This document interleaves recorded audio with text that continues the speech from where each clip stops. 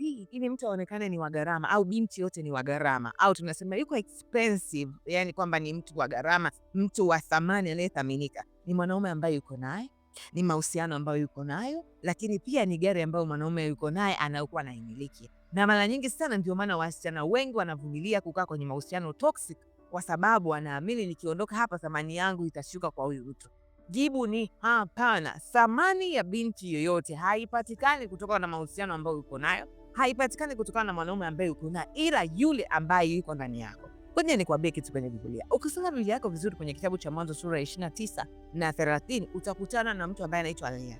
Lea hakutakiwa kuolewa na Yakobo, lakini baba yake Laban alimpa Yakobo kwa sababu alisema kwamba kwetu huwa haifanyikagi kwamba mdogo aolewe kama ya mkubwa, haiwezekani. Kwa Yakobo alipewa mwanamke ambaye hampendi. Lakini kwa sababu Lea alifikiri kwamba Yakobo angempenda, alipokuwa akizaa watoto, unaelewa? Alipokuwa akizaa watoto, alikuwa anazaa mtoto kwamba sasa hivi nimezaa mtoto, baba mume wangu atanena, kwa sababu Raheli yeye ni tasa, basi mume wangu atanena. Ndio kwanza mama yake amuone. Kazaa mtoto wa kwanza, akazaa mtoto wa pili, akaenda akazaa mtoto wa tatu, kazaa mtoto wa nne, kaenda tena akazaa mtoto mwingine wa tano, mpaka mtoto wa sita. Bado anatafuta upendo wa nani? Wa Yakobo. Lakini Yakobo aliwahi kumpenda Lea? Hakuwahi kumpenda Lea. Kwa thamani ya kwako wewe, ambayo thamani yake ilikuwa inatafuta kutoka kwa Yakobo, kwamba labda Yakobo akimpenda ndo atajiona yeye ni mwanamke wa thamani, labda atakapomzalia Yakobo watoto ndo atakapoonekana yeye wa thamani. Lakini jibu ni hapana. Thamani ya binti yoyote, thamani ya mwanamke yoyote, thamani ya mtu yoyote ni yule Mungu aliye ndani ya kwako, inapatikana kwa yule ambaye amekuumba. Kuna kipindi ambacho Lea aligundua. Ukisoma kwenye kitabu cha Mwanzo sura 29 mstari 35 inasema, akapata mimba tena akazaa mwana, akasema mara hii nitamsifu Bwana. Kwa hiyo jina lake akamwita Yuda, akaacha kuzaa.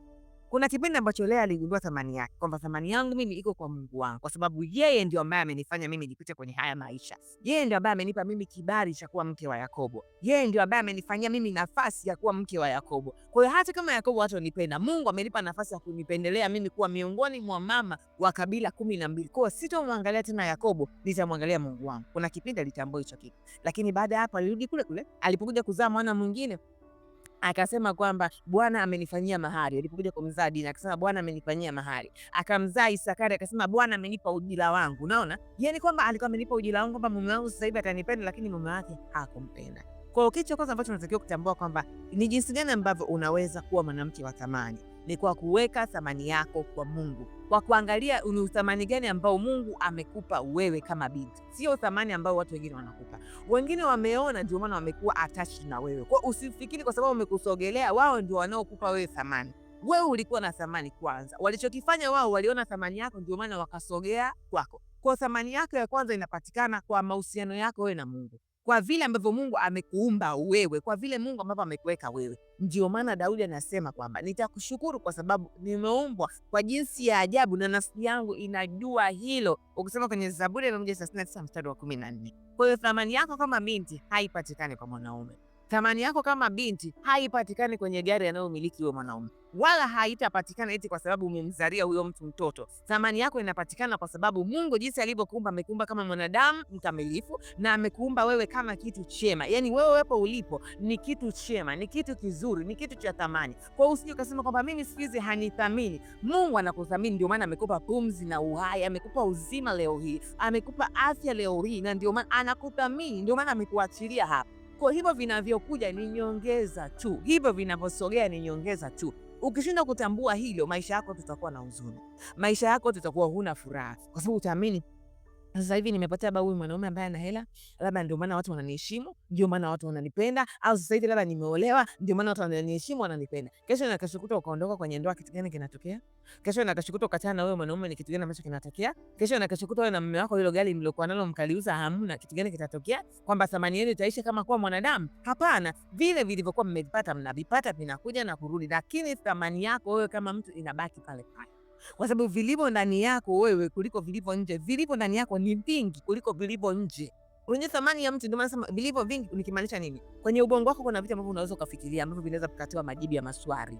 Nataka tu nikupe tena mfano mwingine. Lakini kwenye mwili wako, mikono yako inaweza kufanya kitu ambacho mtu mwingine hawezi kufanya. Kwa thamani ya mtu haipatikani kwenye vile vya nje. ila vile vya ndani ambavyo Mungu ameviweka ndani yake.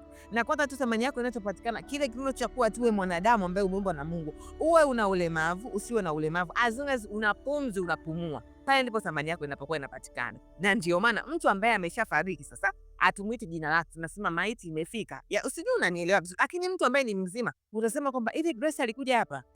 Atuseme tena maiti, tunasema hivi Grace alifika hapa. Hivi Hadija alifika hapa. Yes, kwa sababu thamani ya mtu inapatikana kwenye uzima na pumzi ambayo Mungu amempa, lakini kwa namna ambayo ana uwezo wa kutembea, kwa namna ambayo anaweza kufanya vitu, kwa namna ambayo anaweza kutambua vitu, kwa namna ambayo anaweza kuelewa vitu. Unaelewa? Hiyo ndio thamani ya mtu inapopatikana hapo. Inapatikana kwa Mungu yeye mwenyewe, sio kwa vitu ambavyo uko navyo. Najua naelewa kuna mtu ambaye pengine ulikuwa unatambua kwamba okay, labda mimi nikija kuolewa ndo nitakuwa mtu wa thamani. Hivyo vinaongeza. Yaani hivyo ni nyongeza tu, nyongeza kwenye mboga. Yaani kama mboga inatakiwa iwe na mafuta na kitunguu labda na nyanya, unaelewa? Lakini tunaweka pilipili kwa sababu tunataka ladha. Unaelewa? Tunaweka labda kitunguu saumu kwa sababu tunataka ladha, lakini kitunguu saumu sio necessary, unaelewa? Hata sometimes hata kitunguu maji pia sio necessary kwa sababu tunaweza tukakaanga na mafuta tukala. Hata sometimes hata yao mafuta sio necessary, as long as mboga ipo tunaweza tukachemsha tu hata bila chumvi. Kuna watu ambao wanakula mboga bila chumvi. Kwa cha msingi ni kwamba lile jani ndio kitu cha thamani, na ndivyo ilivyo kwako, kwamba hivyo vitu vingine ambavyo unavipata huko nje ni vya, yani niseme ni extra, unaelewa? Extra. Kama huyu Lea kumpata Yakobo ilikuwa kwake ni extra kwa sababu tayari Mungu alishakuumba, ameumba kama mwanadamu, unaelewa, ambaye amekamilika, amempa pumzi, amempa uhai, amempa nafasi ya kustep, ya kusimama. Kwa Yakobo kuja kwake ilikuwa ni nyongeza tu, na ndio maana alikuja kugundua baada ya kumzaa Yuda kwamba nitamsifu Mungu, kwamba hata huyu mwanaume asiponipenda akanipenda mimi, nitasimama nitamsifu Mungu, tena nitamtukuza Mungu kwa matendo makuu ambayo amenifanyia. Na nielewa kama binti. Kwa hiyo thamani yako kama binti haipatikani kwa mwanaume, haipatikani kwenye ndoa, haipatikani. Thamani yako ya kwanza kabisa wewe kama binti inapatikana kwa Mungu uliye naye, jinsi ulivyoumbwa, jinsi ulivyo, jinsi unavyofanania, jinsi unavyotembea, jinsi unavyokuwa. Hivyo ndio thamani yako. Hata kama wewe nimesema, hata kama katika ni binti pengine ni mlemavu, lakini as long as unapumua, yani pua zako hizi zinatoa pumzi, unaingia na wewe ni wa thamani sana. Wewe ni kitu cha thamani sana. Wewe ni kile kitu ambacho Mungu anajivunia. Wewe hivyo hivyo ulipo. Kwa hiyo usifikiri kwamba thamani yako inapatikana labda mpaka nikiwa na kitu fulani. Hivyo ni nyongeza tu. Na unaweza usiwe navyo na ukawa navyo bado ukawa ni wa thamani. Unanielewa? Yes. Lakini kitu cha pili ambacho Mungu ametupa kama zawadi baada sasa ya kuwa na mahusiano na Mungu, akitambua kwamba sisi ni wanadamu na nini na nini, kwa thamani yetu inapatikana kwenye uzima tulionao, afya Mungu aliotupa huko kwenye hivyo vitu. Kuna kitu ambacho Mungu ametuongezea hapa, naweza kusema niongeza, maarifa ulionayo. Thamani yako kama binti inapatikana kwenye maarifa ambayo uko nayo. Biblia inasema utamu wa maneno huongeza elimu. Leo hii wewe ndio mwanadamu, Mungu amekuumba, si ndivyo? Umeumba wewe mwanadamu na Mungu. Mungu amekuleta duniani. Lakini kama hakuna kitu ambacho unaongeza, ni sawa wewe ni wa thamani hivyo ulipo. Lakini kama hakuna kitu ambacho unaongeza kwenye hii dunia, bado unapoteza thamani yako, bado unapoteza kile kitu ambacho Mungu alitakiwa uje ukifanye. Kwa kitu ambacho kitakuongezea wewe thamani baada ya Mungu kukupa uthamani wa kupumua na kutembea ni maarifa uliyokuwa nayo. Una maarifa gani? Bila sema utamu wa maneno huongeza elimu. Watu watakufuata kwa sababu gani? Watu watakusogelea kwenye kitu gani? Leo hii tupo kwenye ulimwengu ambao umeendelea. Leo tupo kwenye ulimwengu ambao Mungu ameruhusu vitu vitokee, kwa sababu hata kipindi cha Danieli alisema kwamba siku za mwisho maarifa yataongezeka. Tunajua hicho kitu. Kwa hiyo kama maarifa yataongezeka, leo hii watu wanauza hadi maarifa. Sijui unanielewa? Leo hii sasa hivi tuna Google Meeting ambazo tunalipia, watu wanafunza kusoma mambo ya financial, wanafunza sijui how to be sijui that woman, sijui how watu hivyo vitu vyote watu mnabilipia, si ndivyo? Lakini kwa nini mnalipia? Kwa sababu mmegundua ndani ya yule mtu kuna maarifa ya thamani ambaye atakufanya move from one place to another place. Ndio maana huwa ninawashauri mabinti wenzangu kama mdada, penda kuwa mtu wa kuongeza maarifa kila wakati. Penda kuwa mtu wa kuongeza ufahamu kila wakati. Penda kuwa mtu wa kuongeza hekima kila wakati, kwa sababu kwa kufanya hivyo unajiongezea uthamani wewe mwenyewe. Unaongeza, nisiyesema kwamba unapata uthamani, unaongeza uthamani wa kwako. Yani unaongeza kitu ndani yako. Unaongeza kitu ambacho hata kama mtu atatoka huko labda wote mnapika vitumbua, unaelewa? Kitendo cha kupika vitumbua wewe ni wa thamani. Lakini kile kitendo cha wewe vitumbua vyako kuwa tofauti na mtu mwingine, unaongeza uthamani wa vile vitumbua vyako. Unaongeza uthamani wa vile vitu vyako. Kwa kama binti, kama unataka kutufahamu kwamba ni namna gani ambavyo unaweza kuweza kuongeza thamani yako baada ya Mungu kukupa uthamani wa kuwa na uhai na pumzi, ni kwa kuongeza maarifa kila wakati. Penda kuwa mtu wa kusoma vitabu, penda kuwa mtu wa kusoma neno. Biblia inasema atakayepata neno, atakayetafakari neno atapata neno. Kusoma kwenye Mithali 16 mstari wa 20. Lakini nasema Biblia kwamba apendaye maarifa, upata nini? Ufahamu. Kwa mtu yote ambaye ana maarifa na ufahamu ni mtu ambaye unajua siku zote tunamfuata, tunaona ni mtu wa thamani, kwamba unataka kitu fulani, ngoja nimfuate Sister Tabitha. Unataka kitu fulani, ngoja nimfuate Amy. Unataka kitu fulani, ngoja nimfuate mtu fulani. Kwa kama binti, nimesema kwamba thamani yako ya kwanza inapatikana kutoka kwa Mungu, lakini maarifa ni kitu ambacho kinaongeza thamani kwako kama binti. Unatakiwa uelewe hicho kitu. Lazima uwekeze kwenye maarifa. Lazima ufanye hivyo kama binti. Najua wengi hatupendi sana. Unajua mimi vitabu sipendi kusoma, Bible sipendi kusoma, sipendi kujifunza vitu fulani. Jifunze. Unajua hata kama watatafuta mtu ambaye anayetaka kupika keki, watakuchagua kwa sababu una maarifa mazuri juu ya keki zilizo tamu. Lakini kama hauna maarifa, kila mtu anapika keki, watakutofautisha wewe na mtu mwingine kivipi? Watakutofautisha wewe na kazi nyingine. Hata leo hii nikuuze kitu, tukiwa tunataka kwenda kununua nguo, kuna maduka ambayo hatuwezi kukanyaga. Kwa nini? Kwa sababu tunajua kabisa hao wanauza nguo nzuri, lakini material yao sio mazuri, maana thamani ya hii nguo sio nzuri. Lakini tutakapoona kwamba nguo hii ni nzuri, tunajua kabisa hao watu wana maarifa, wana ujuzi wa utengenezaji wa hichi kitu, wana ujuzi wa hili jambo. Kwa hiyo maarifa ni kitu cha msingi ambacho kila binti ni lazima uwekeze kwenye hicho kitu ili uwe binti wa thamani, kwa sababu maarifa yanaongeza. Nimesema watu kama mwanadamu ndio kitu cha msingi cha kufanya wewe wa thamani, kutambua kwamba ni mwanadamu, una purpose, una kusudi na nini. Hiyo ndio kitu ambacho kinaongeza uthamani wako, lakini maarifa ni kitu ambacho kinaongeza. Lakini kitu kingine ni bidii ulionayo. Nataka tu nikwambie, kama mwanadamu una thamani, unathaminika. Lakini kama ni mtu mvivu, kama ni mtu ambaye hufanyi kazi vizuri, kama ni mtu ambaye hauna uaminifu, trust me, watu hawatathamini hata uwepo wako. Unaweza ukakaa hapo ofisini kwa muda mrefu, unaweza ukakaa hapo kazini kwa muda mrefu, ukawa kanisani kwa muda mrefu, lakini watu wengine wanachaguliwa, wanatumwa, wanaenda huko, wanafanya hivyo huko pale pale. Biblia inasema kipawa ni kama kitu cha thamani, igeukapo mtu upata faida.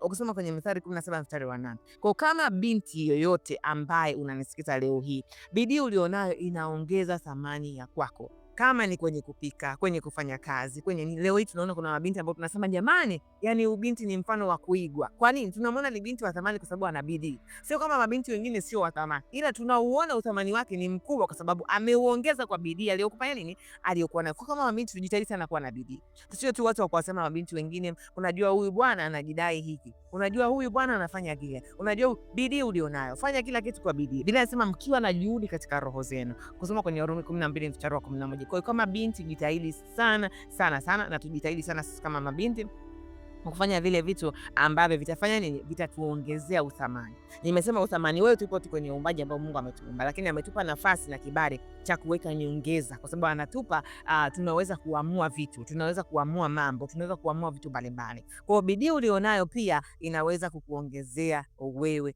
thamani. Leo hii mwanamke wa Mithali anatofautisha na wanawake wengine wote ni kwa sababu ya bidii aliyokuwa nayo. Ni mwanamke ambaye anaamka asubuhi, ni mwanamke ambaye anamtafuta Bwana, anafanya kazi kwa mikono yake mwenyewe. Kwa hiyo huyo mwanamke anaonekana ni mwanamke wa thamani kwa sababu anajua kwanza kuumbwa kwake tu ni kwa yeye ni wa thamani, lakini anaongeza na bidii kwa sababu Mungu amempa utashi. Unajua Mungu ametupa sisi wanadamu utashi wa kufikiria vitu. Bidii ulionayo, weka bidii kwenye mambo yako. Jambo lolote, hata hiyo ofisini. Kwa nini wengine wanapewa matuzo, wewe upewe tu? Unakuta bidii, haujajiongeza uthamani wako kwenye bidii yako. Haujaongeza yani thamani yako haujaiwekea bidii hata kidogo. Umeiacha tu kama ilivyo, ndio mimi ni wa thamani, napumua, nafanya nini, lakini una kipi cha kukumbukwa? Ni kipi ambacho umeacha alama kwenye maisha ya watu? Ni kipi ambacho umeacha alama kwenye maisha yako wewe mwenyewe? Ni kipi ambacho umeacha alama hata kwenye moyo wako wewe mwenyewe, kwamba nimejifanyia hiki na hiki na hiki? Kipi ambacho ufanya? Kila kitu ukipewa unaona uvivu, kila jambo ukiambiwa ufanye unaona uvivu, kila kitu ukiambiwa upewe unaona uvivu kama binti. Kwa hiyo hicho ni kitu kigumu sana, kwa unatakiwa ukifanye kwa moyo wote. Lakini kitu cha mwisho kwa siku ya leo kinachoweza kukuongezea uthamani baada ya kuundua kwamba thamani yako inapatikana kwa Mungu ni tabia ulizonazo. Unajua bwana, mabinti wengi tumekuwa hatujali, lakini bila nasema uzuri ni batili, bali mwanamke amchaye Bwana ndiye atakayesifiwa. Kwa kusema kwenye Mithali 31 mstari wa 30. Wewe kama binti, tabia zako ni kitu cha muhimu kuliko kitu chochote. Tunakuwa muda mwingine hatujali, tunafanya mambo ya ajabu, tunafanya nini, lakini leo nikuulize swali. Labda wanataka kumwajiri mtu kwenye kazi ambayo ni asili. Wanaweza kukuajiri wakati unaropoka ropoka. Wanaweza kukuajiri wakati unaongea ongea, au wanaweza kukuajiri wakati wewe ni mtu mwenye wivu au una tabia mbaya, ni mtu mwenye kukosoa watu. Wanajua kabisa utafika huko, pengine kama ni kazi ya asili, hata kama ya serikali, utaanza kuwakosoa watu. Bora mimi ambaye nimetumwa hapa kwa asili, umeanza kuropoka. Kwa hiyo tabia ulionayo ni kitu cha msingi sana ambacho tunataka tuangalie kama mabinti. Tusio watu wa kujiendekeza au kujionea huruma kwamba unajua hizi tabia. Ni kweli vitu vinatokea, lakini angalia, jijenge wewe kama binti. Bila sana mwanamke amchaye Bwana ndiye mwanamke atakayesifiwa. Na wewe mwanamke anayemcha Bwana ni mwanamke ambaye ana tabia nzuri, tabia njema, tabia zenye kusifika, tabia zenye kupendeza. Tujitahidi kuenenda vizuri. Sio kwamba tunafanya hili kwa ajili ya kuimpress kuimpress watu. Hapana, tunafanya hili pia ni kwa ajili ya Bwana. Bila sema lolote mfanyalo kwa neno au kwa tendo, nalifanyike katika jina la nani? La Yesu Kristo wa Nazareth. Kwa hiyo kama binti, jitahidi sana, na mimi nijitahidi sana, wote tujitahidi sana. Kama tunataka kuongeza thamani, ukiachana na thamani kwamba Mungu ameshatuumba, basi tuangalie na tabia ambazo tuko nazo, kwa sababu tabia ambazo tuko nazo zitatufanya hata kile kitu ambacho Mungu ameweka ndani yetu kidogo kionekane kikubwa na kizuri kwa watu wengine. Muangalie kama Mfalme Suleiman, walikuwepo watu wengi sana ambao walikuwa wana hekima, lakini hekima ya Mfalme Suleiman ilizidi hekima yetu, kwa sababu hekima yake iliendana na tabia yake njema na tabia yake nzuri. Jina langu naitwa Tabitha. Usisahau kusubscribe, like and comment and share. Bye, see you next time.